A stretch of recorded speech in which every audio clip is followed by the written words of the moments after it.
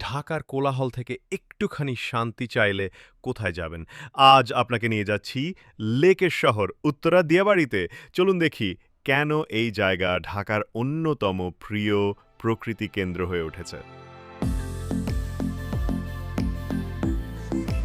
দিয়াবাড়ি যেন এক প্রাকৃতিক ছায়া ঘেরা এলাকা। এখানে আপনি বেছে নিতে পারেন কাঠের নৌকা, প্যাডেল বোট, এমনকি কায়াকিংয়ের অভিজ্ঞতাও। দিনের শেষ ভাগে যখন সূর্য ডুবে যেতে থাকে লেকের জলে, পুরো জায়গাটা হয়ে ওঠে সোনালি রঙে মোড়ানো। রাজুক নির্মিত আবাসন, নতুন রাস্তা, মেট্রো রেল স্টেশন, সব মিলিয়ে এখানে শহরের সব আধুনিক সুযোগ আছে। আপনি কি দিয়াবাড়িতে গিয়েছেন কখনো? কেমন লেগেছে? নিচে কমেন্টে জানাতে ভুলবেন না।